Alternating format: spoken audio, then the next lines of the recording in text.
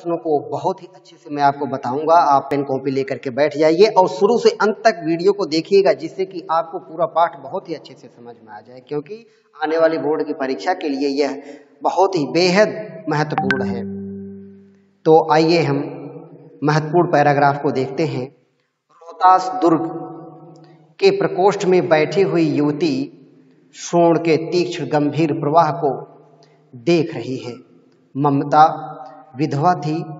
उसका यौवन शोण के समान उमड़ रहा था। मन में वेदना थी, मस्तक में आंधी, आंखों में पानी, बरसात लिए वह सुख के कंटक शयन में विकल थी। वह रोहतास दुर्गपति के मंत्री चूड़ामणि की अकेली दुहिता थी। फिर उसके लिए कुछ अभाव होना असंभव था, परंतु वह विधवा थी। हिंदू विधवा संसार में सबसे तुच्छ निराश्रय प्राणी है, तब उसकी विडंबना का अंत कहाँ था। लेकिन यहाँ पे आपको पैराग्राफ दिया जाएगा स्टूडेंट्स, उसमें से 3 प्रश्न पूछे जाएंगे, लेकिन मैं ज़्यादा प्रश्नों को लेकर के आया हूँ। अगर आप ज़्यादा प्रश्न को पढ़ेंगे तो स्वाभाविक सी बात है 3 प्रश्नों को हल करके जरूर आएंगे, और प्रत्येक प्रश्न 2 नंबर का होगा। आप शुरू से अंत तक वीडियो देखिएगा।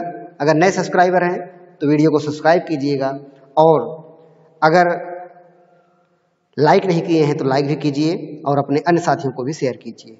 उपर्युक्त गद्यांश का संदर्भ लिखिए।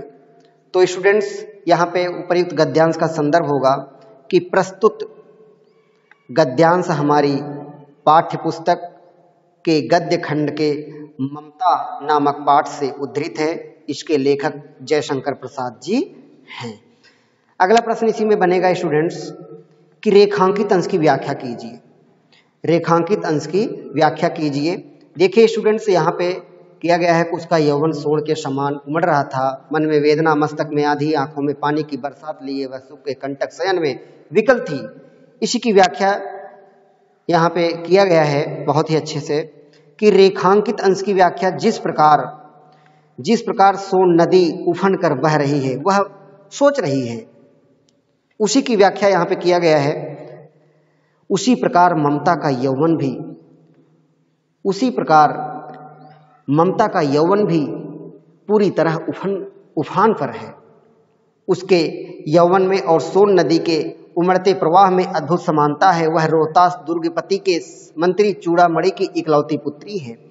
वह हर प्रकार के भौतिक सुख से संपन्न है, उसके पास सारी सुख सुविधाएं हैं, फिर भी हिंदू विधवा जीवन के कठोर अभिशाप से उसका मन तरह तरह के विचारों और भावों की आंधी से भरा हुआ है। उसकी आंखों में दुख के आंसू बह रहे हैं। विलासिता का सुख भी उसको कांटों की दुखपूर्ण सैया के समान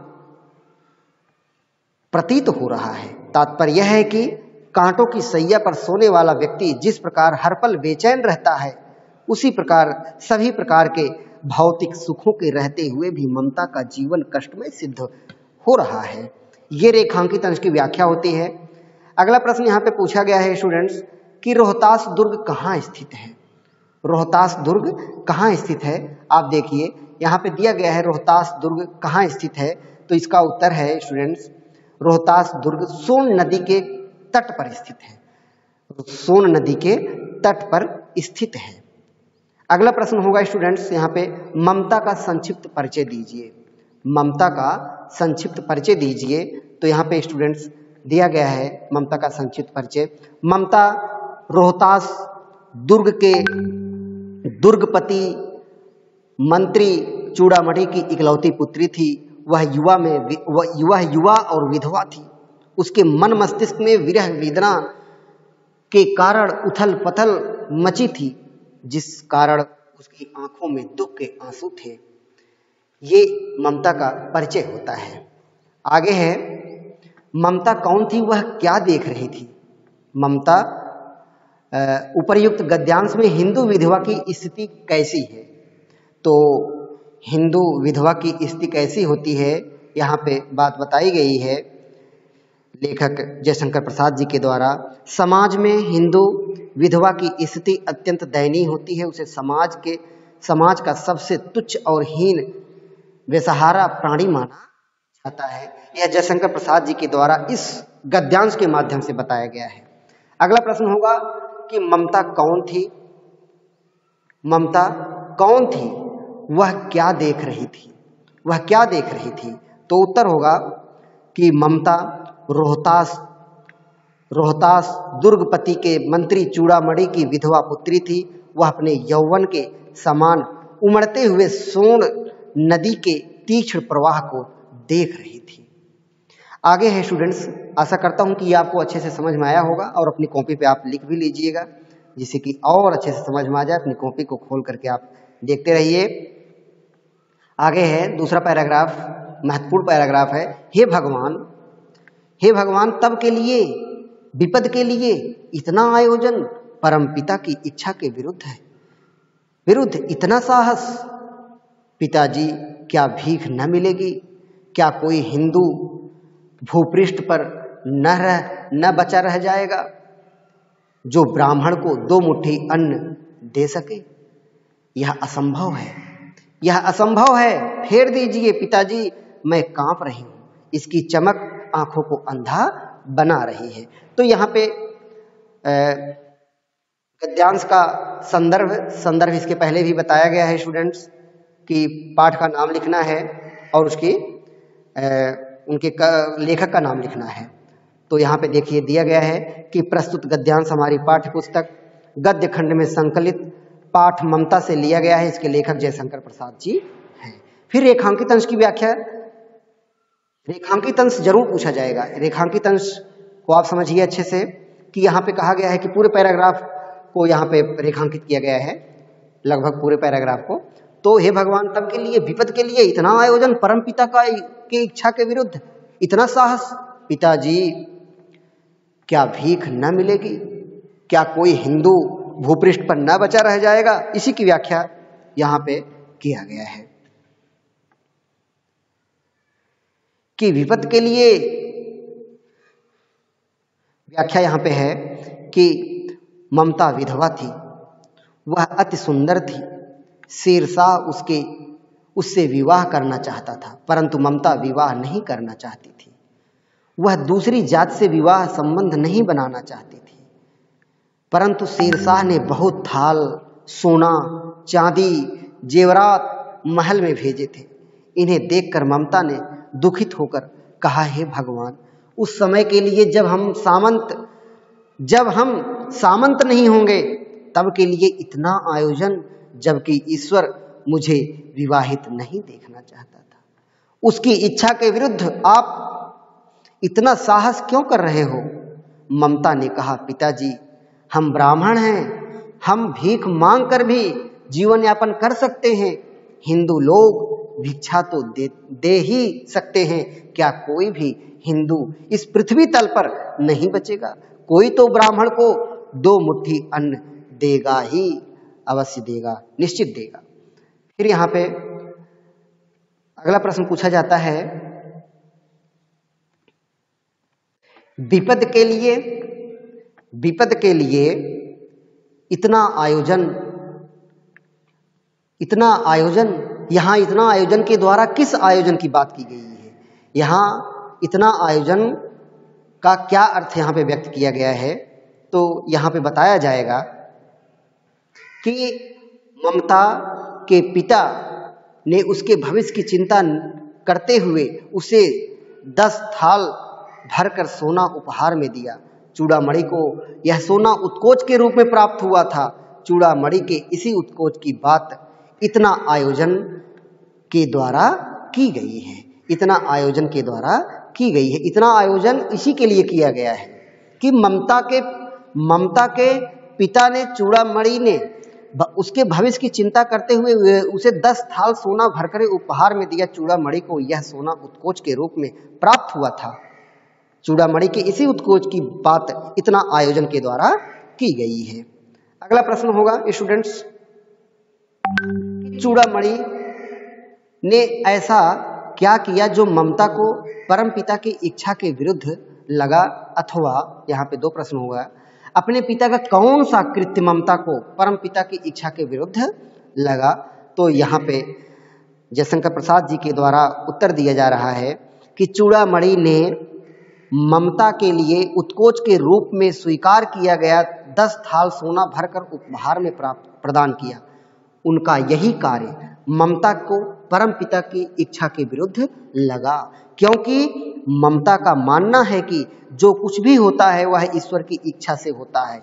वह विधवा हुई तो उसमें भी ईश्वर की इच्छा थी। यदि ईश्वर की इच्छा उसे दीनहीन बनाकर रखने की है तो उसके पिता का कोई भी प्रयास ऐसा होने से नहीं रोक सकता। यदि वह ऐसा करते हैं तो निश्चित ही वह ईश्वर की इच्छा के विरुद्ध है। ईश्वर की मंशा है कि वह विधवा हो, इसलिए वह ऐसा कहती है। अगला प्रश्न होगा स्टूडेंट्स, यहाँ पे इस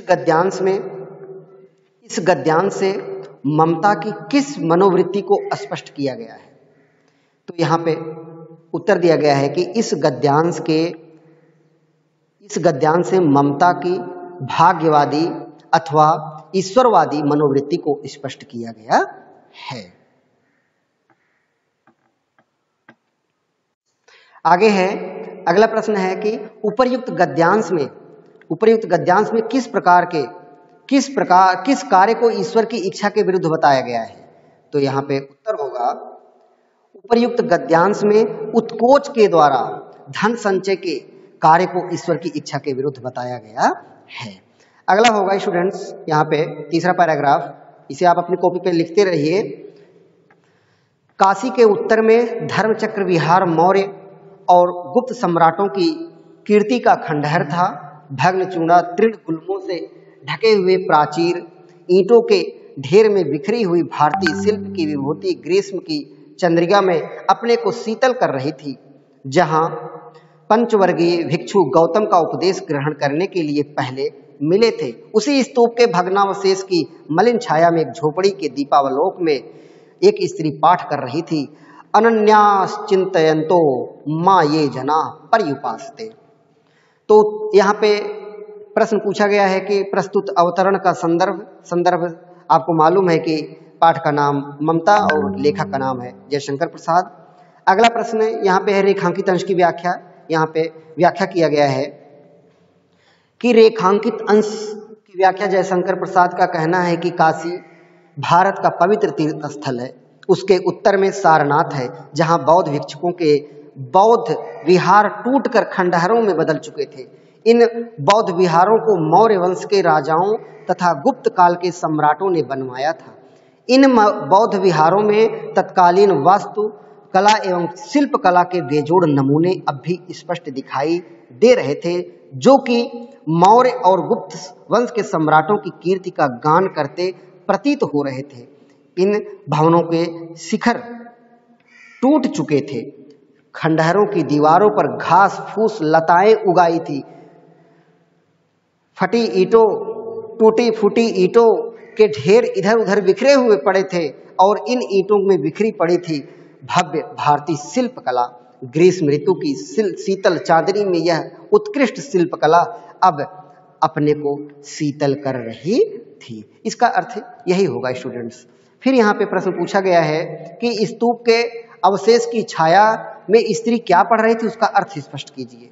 तो यहाँ पे आपको बताया जाएगा क्या पढ़ रही थी कि स्तूप के अवशेष की छाया में दीपक के प्रकाश में बैठी एक स्त्री पाठ कर रही थी। अनन्यास चिंतयन्तो माँ ये जनाः पर्युपासते, अर्थात जो भक्त अनन्य भावना से मेरा चिंतन करते हैं, उपासना करते हैं, उनका योगक्षेम मैं स्वयं वहन करता हूँ। अगला प्रश्न होगा इसमें कि पंचवर्गीय भिक्षु कौन थे, ये गौतम से क्यों और कहाँ मिले थे? तो उत्तर होगा कि पंचवर्गीय भिक्षु गौतम बुद्ध के प्रथम 5 शिष्य थे, जो उनका उपदेश ग्रहण करने के लिए काशी के उत्तर में स्थित सारनाथ नामक स्थान पर गद्या खंडहरों में मिले थे। तीसरा प्रश्न इसमें है धर्मचक्र कहाँ स्थित है? धर्मचक्र कहाँ स्थित है? तो यहाँ पे उत्तर दिया गया है धर्मचक्र मौर्य और गुप्त सम्राटों की कीर्ति के अवशेष के रूप में काशी के उत्तर में सारनाथ नामक स्थान पर स्थित है। इसे आप ऐसे भी लिख सकते हैं कि धर्मचक्र सारनाथ, काशी के उत्तर में सारनाथ नामक स्थान पर स्थित है। अगला होगा पैराग्राफ, बहुत ही महत्वपूर्ण पैराग्राफ है स्टूडेंट्स, ध्यान दीजिएगा।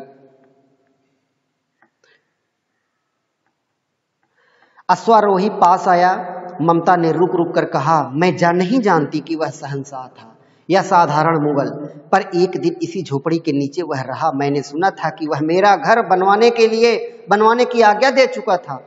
मैं आजीवन अपनी झोपड़ी खुदवाने के डर से भयभीत रही। भगवान ने सुन लिया। मैं आज इसे छोड़े जाती हूँ। अब तुम इसका मकान बनाओ या महल, मैं अपने चिर विश्राम गृह में जाती हूँ। तो यहाँ पे गद्यांश का संदर्भ करना है, बताना है। गद्यांश का संदर्भ आपको अच्छे तरीके से मालूम है कि पाठ का नाम ममता और लेखक का नाम है जयशंकर प्रसाद जी। यहाँ पे रेखांकित अंश की व्याख्या की गई है कि मैंने सुना था कि वह मेरा घर बनवाने की आज्ञा दे चुका था। मैं आजीवन अपनी झोपड़ी खुदवाने के डर से भयभीत रही।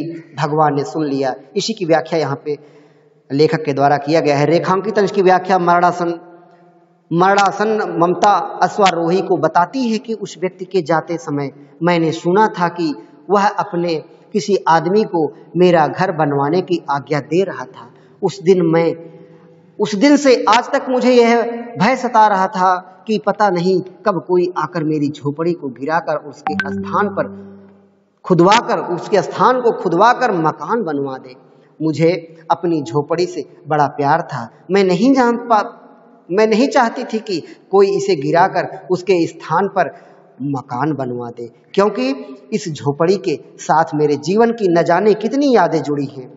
यही मेरे भयभीत होने का कारण था। शायद भगवान ने मेरी प्रार्थना सुन ली थी, इसलिए आज तक यहाँ कोई मकान बनवाने नहीं आया। अब मेरा समय पूरा हो गया है, मैं इसे छोड़कर परम धाम को जा रही हूँ। अगला प्रश्न होगा स्टूडेंट्स, अश्वारोही ममता की झोपड़ी ढूंढता हुआ क्यों आया? तो उत्तर है यहाँ पे कि अश्वारोही ममता की झोपड़ी को ढूंढता हुआ इसलिए आया था क्योंकि उसे उसकी झोपड़ी के स्थान पर मकान बनवाने का आदेश मिला था। अश्वारोही ममता की झोपड़ी को ढूंढता हुआ इसलिए आया था क्योंकि उसे उसी झोपड़ी के स्थान पर मकान बनवाने का आदेश मिला था। अगला प्रश्न होगा, वह आजीवन क्यों भयभीत रही या आजीवन भयभीत रहने का कारण लिखिए। तो यहाँ पे बहुत अच्छे से बताया गया अर्थ इसका कि ममता आजीवन इसलिए भयभीत रही क्योंकि वह अपने झोपड़ी को बहुत प्यार करती थी। उसमें एक दिन के लिए विश्राम करने वाले किसी मुगल ने उसे के स्थान पर घर बनवाने का आदेश दिया था। यही आदेश उसके भय का कारण था। वह जीते जी अपनी झोपड़ी छोड़ना नहीं चाहती थी। अगला प्रश्न होगा कि भगवान ने ममता को कौन सी बात सुन ली थी? भगवान ने ममता की कौन सी बात सुन ली थी? तो उत्तर होगा यहाँ पे, भगवान ने ममता की झोपड़ी न गिराए जाने की बात सुन ली थी। स्टूडेंट्स, आप ध्यान से प्रश्नों को देखेंगे, पैराग्राफ को पढ़ेंगे, निश्चित है कि आपको उत्तर समझ में आएगा। बहुत ही अच्छे से व्याख्या किया गया है और आप इसे अपनी कॉपी पे लिख लीजिएगा। भगवान ने कौन सी बात ममता की सुन ली थी? तो यही बात, भगवान ने ममता की झोपड़ी न गिराए जाने की बात सुन ली थी। अगला प्रश्न होगा कि चिर विश्राम गृह का आशय स्पष्ट कीजिए। तो चिर विश्राम गृह का आशय है स्वर्गलोक से है। इसका अर्थ पूछा जा सकता है कि चिर विश्राम गृह का क्या आशय होता है? तो आप इसका उत्तर देंगे कि चिर विश्राम गृह का आशय स्वर्गलोक से है। इस तरह से स्टूडेंट्स, ये आपका ममता पाठ का प्रश्न उत्तर और इसके पहले वाले वीडियो में आपको व्याख्या बताया हूं पूरा होता है। आशा करता हूं कि आपको बहुत ही अच्छे से समझ में आया होगा। स्टूडेंट्स, आप इसे अपनी कॉपी पर लिख लीजिएगा और अगर आप नए सब्सक्राइबर हैं तो इसे सब्सक्राइब कीजिए और लाइक नहीं किए हैं तो लाइक कीजिए, जरूर लाइक कीजिए और कमेंट्स के माध्यम से हमें बताइए कि वीडियो या पाठ कैसा लगा और अपने अन्य साथियों को भी शेयर कीजिए और उन्हें सब्सक्राइब करने के लिए प्रेरित कीजिए।